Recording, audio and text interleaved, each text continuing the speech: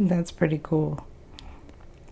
Well, welcome to the podcast.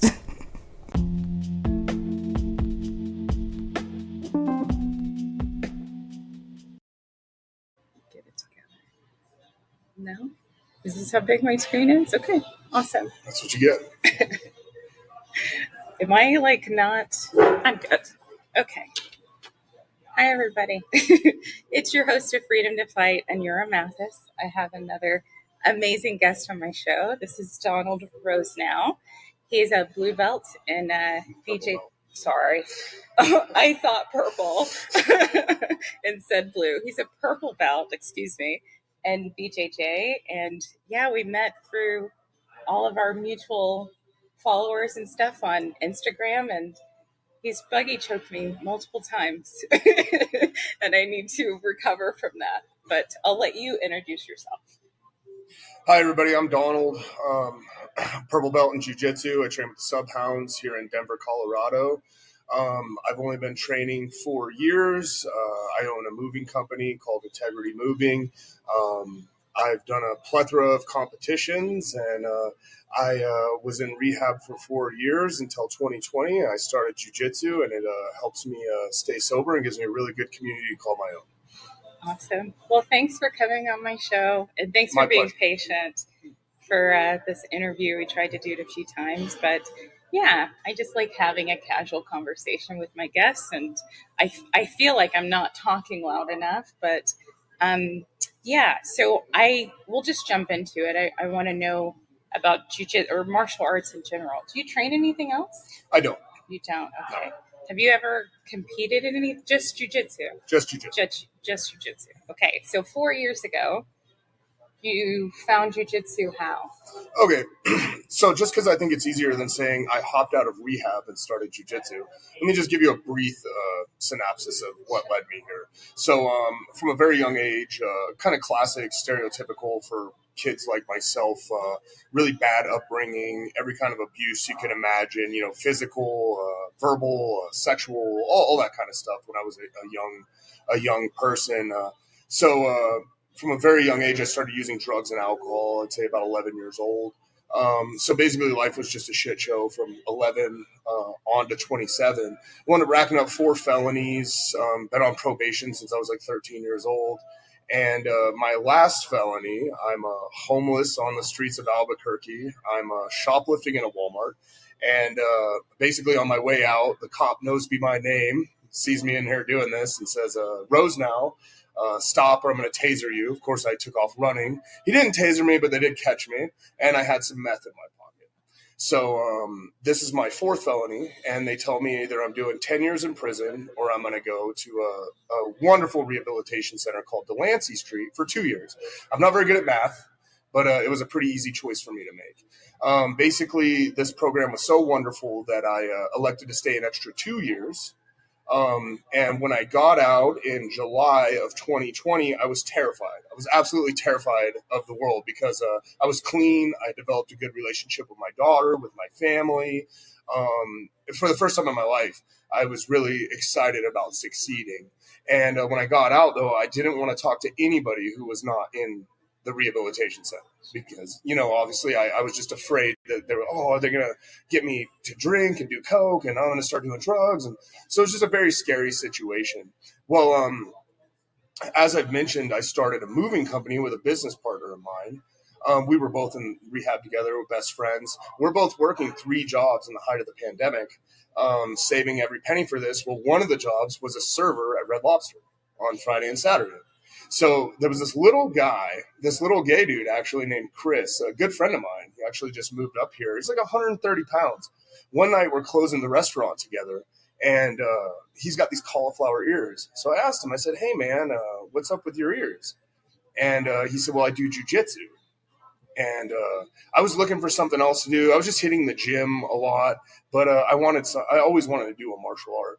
So the funny thing about why I found jiu-jitsu, had this guy done Krav Maga, had he done kickboxing, had he done anything else, that would have been what I got into. Yeah. But it happened to be jiu-jitsu, and they were training on the low, because it was obviously during the pandemic, and invited me to a class and just absolutely whipped my ass, this very tiny guy. And I feel like there's two kinds of people that start jiu-jitsu. Either you come in and you get beat up, you never go back, or you come in and you're like, wow, this is incredibly intriguing. And I was one of the latter. So I loved it, absolutely loved it. I got addicted to it, as one does with an addictive personality like mine. And I just couldn't quit it. I've been doing it almost daily for 4 years now. It's pretty badass. Yeah, that's how I got into jiu-jitsu. I don't know. I'm sure there's normal people somewhere that just kind of like jiu-jitsu, but yeah, I'm like, I feel like I'm addicted to, I don't know. Maybe that's too strong of a word, but I started my show after training, and I don't know. It's my whole life now. So sure. As much as I can make it. Yeah. And I mean, of course, have found so many benefits, but how has jiu-jitsu benefited you? So I'd say the biggest part for me, honestly, was the sense of community.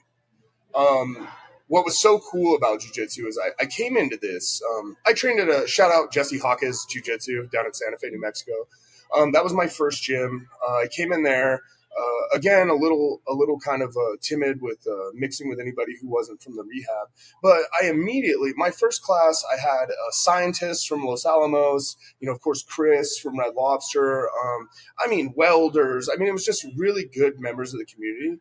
And what I loved about it was I didn't feel like anybody was going to offer me heroin, or anybody was going to, try to lead me down the wrong path. So it just immediately built this group of people where we're sweating together. Your endorphins are high. It already makes you feel more connected to these people. And not only that, I didn't feel unsafe around them. Yeah. So, that was a huge part of me, part of why I love jiu-jitsu right from the get-go. I think, that's the biggest part is like feeling safe with people that could choke you out, that can really harm you. So that's the benefit I've found in jiu-jitsu and martial arts in general, because I train mainly with men, is to be able to trust the people that I'm training with to not like intentionally harm me.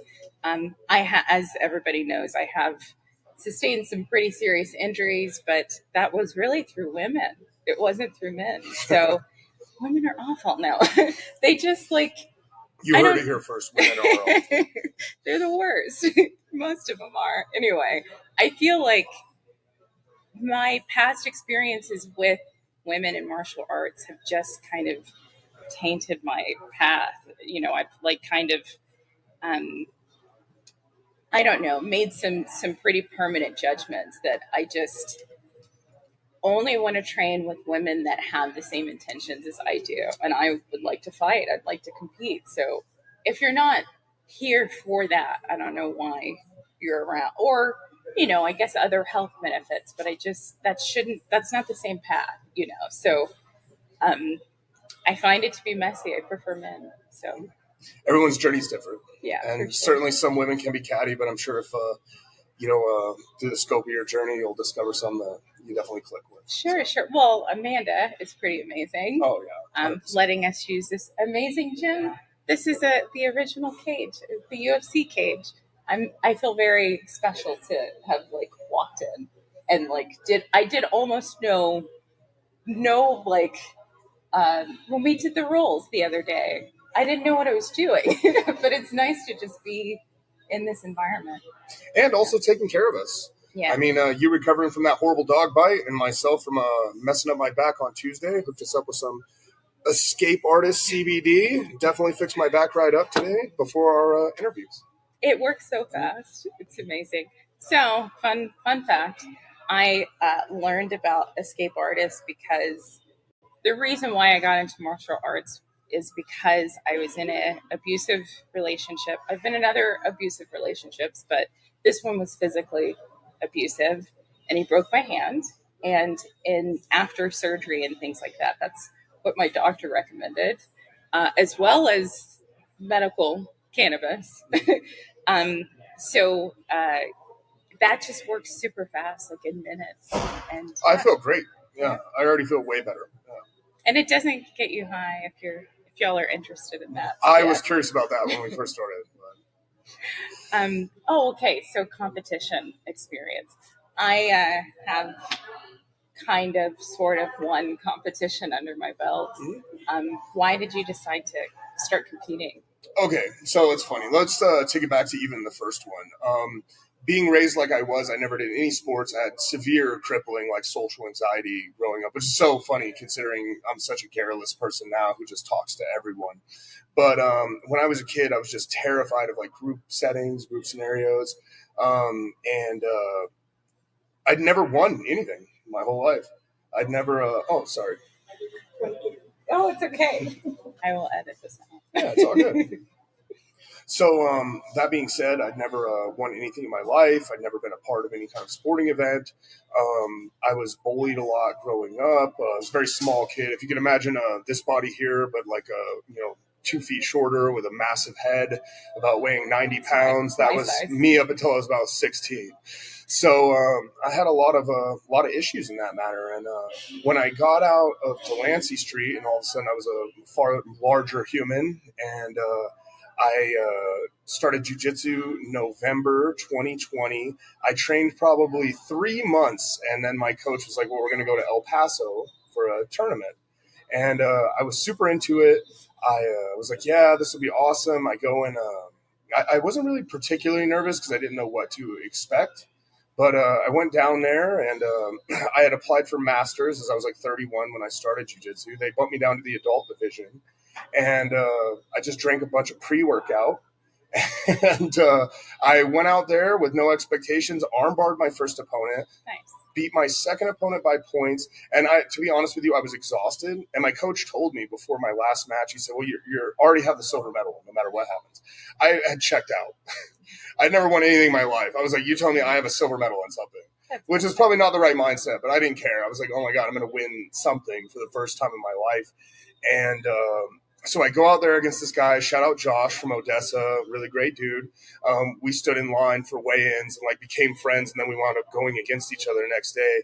He pulls me into close guard. I'm so exhausted. He cross-collar chokes me. It's so ridiculous because all I had to do was posture, but I didn't know what I didn't know. And you'd have thought I won worlds. You'd have thought that I absolutely won the ADCC World Championship. I probably wore that medal around in my house for like 2-3 days. Just because I'd never won anything in my life. And that's really what got me hyper addicted, I'd say, to competing in the beginning, was just this opportunity to like go and kind of catch up, on some stuff I never did. It's like, oh, cool, It's like loving your inner child in a way. Like I was a athlete. When I was younger, I was a distance runner. Lots of competition there for like 6 years of my life, something like that. But as an adult, like you get to like put yourself in competition, and like, I don't know, I feel like even training, it's like I'm a little kid.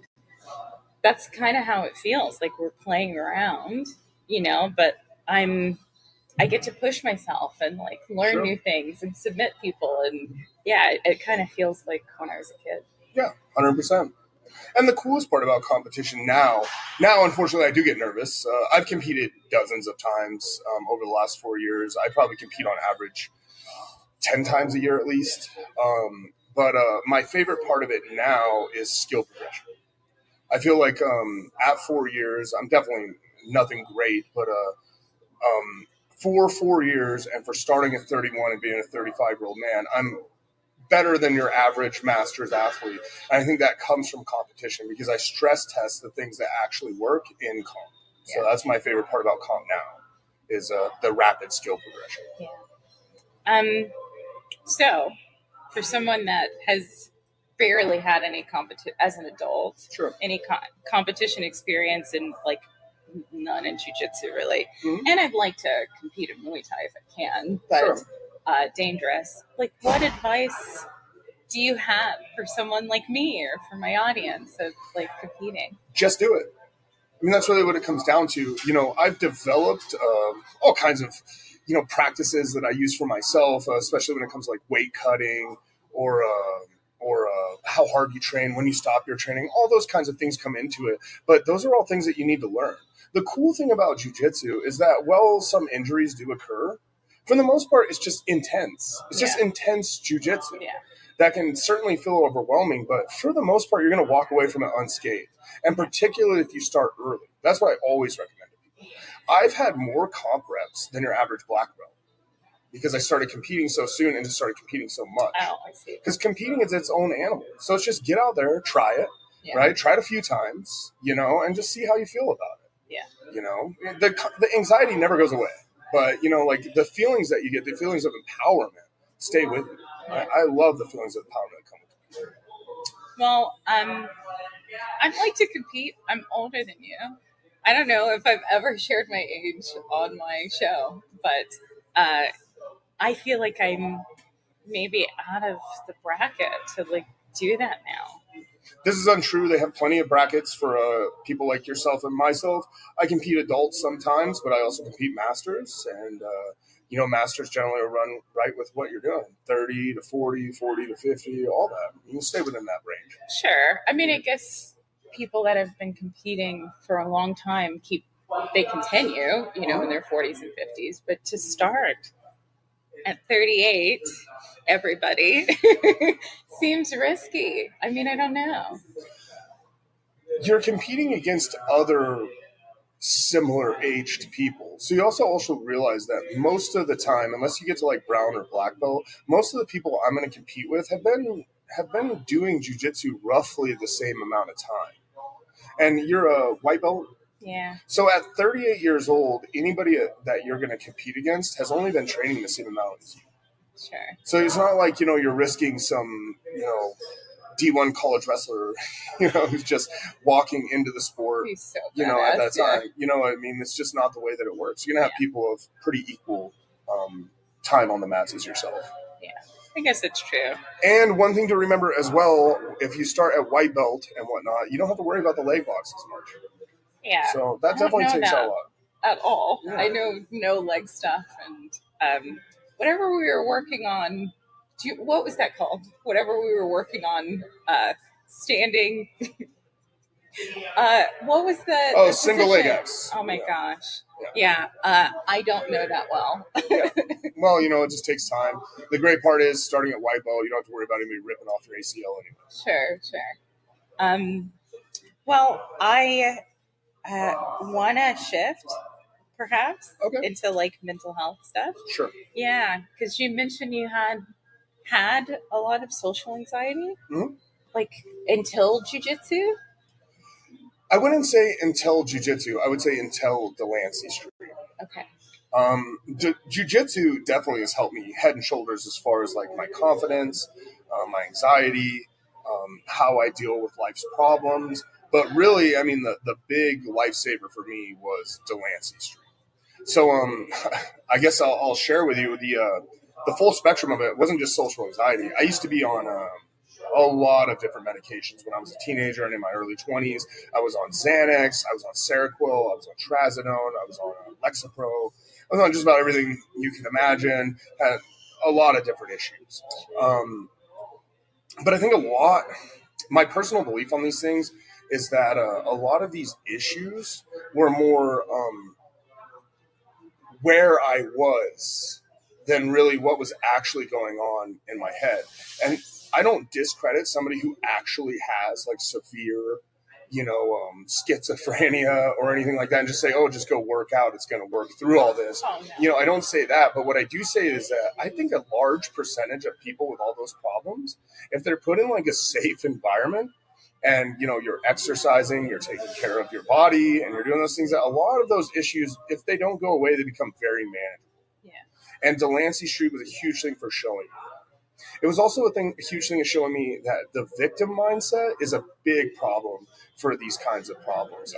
I was told since I was a very young kid by every counselor, by every therapist, by everybody in a position of authority that I had a right to feel like a victim because of all the things that I had gone through, which verbal, physical, sexual abuse, it was a lot of different things that had happened to me. But, I was told, well, it's not your fault. All these behavioral issues you have, all these things that you're doing, this way of lashing out that you do, it's not your fault. It's just a product of how you were brought up and all this. Well, this was completely turned on its head in Delancey. Delancey, we don't have any paid staff. There's no therapist. There's nothing like that. we we we all grow into positions of authority, and I guess you could kind of say counselors ourselves as we stay there. If you really get into the program and you're showing promise, they'll put you in charge of other guys, and it's your job to check in with these guys every day. Hey, what's going on with you? How are you feeling? What's this? What's that? And our counselor duties stop at when they start taking a victim mindset. Yes, tell me about your day, dump on me, but it was constantly reinforced to me that once it got to, I just can't do anything, cut it off. That's not what we're doing. You're strong. You're here to do what you're here to do. You need to handle that. You need to, for lack of a better word, shove it up your ass until the end of your workday, and you need to make it through. And we would do that day in and day out, getting up at 6 a.m. in the morning, sometimes not going to bed till 11 o'clock at night, working jobs, handling our business, holding each other accountable. And 4 years of that changed me, dramatically into the person that I am today, a person who takes personal accountability for things and doesn't allow my personal feelings to get in the way of the things that I have to do. Yeah. I'm going to expand on that. Go ahead. Yeah, go ahead. I appreciate it. That's like super important. I think that's probably the biggest problem in the therapy world is it's just kind of like a separation in how therapists and other mental health practitioners like view problems. Like I'm a postmodern therapist, by the way. I practice narrative therapy, shifting your story, EMDR therapy. If you know EMDR? I don't. You don't? Do you? Okay. It's EMDR stands for eye movement desensitization and reprocessing. Okay. It's a trauma-based therapy. It was designed for veterans to help treat PTSD, but it treats trauma in all forms. So like sleep issues, addiction, all traumas. Okay. I've gone through personally nearly 2 years of EMDR therapy because of past trauma, but from like the beginning of the pandemic to 2022 maybe, I lost 10 people in my family. And so working through those deaths through EMDR and other things too, jitsu and all of the other tools that I have to heal.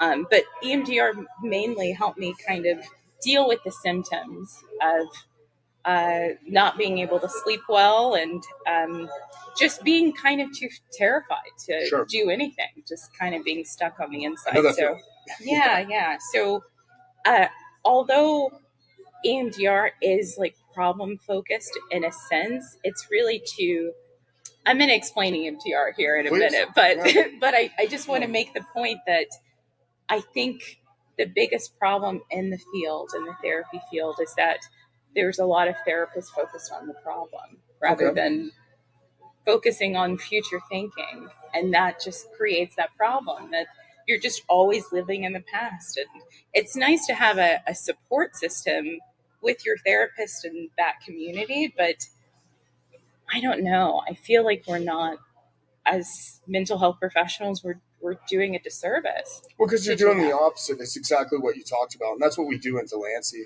Our person who started it, Mimi Silber, was a kind of trained under Jean-Paul Sartre, who was an existentialist. And to cut it short, basically, existentialists believe, we're the sum of what we are right now. I'm not the sum of my past. We don't look at it like, it's a disease, it's a thing like that, right? I look at like what I'm currently doing, and I judge myself based on what I'm currently doing. And I feel like therapy kind of fails in that way a lot of times by kind of focusing on what happened to me in the past. I don't care about what happened to me in the past. I'm sure some of those things are good to talk through, but I'd rather focus on what can I do in my future? And how can I continue to step up and get away from that kind of life that I have? I don't know. There's a lot of explanations that you can come up with why this happened and the purpose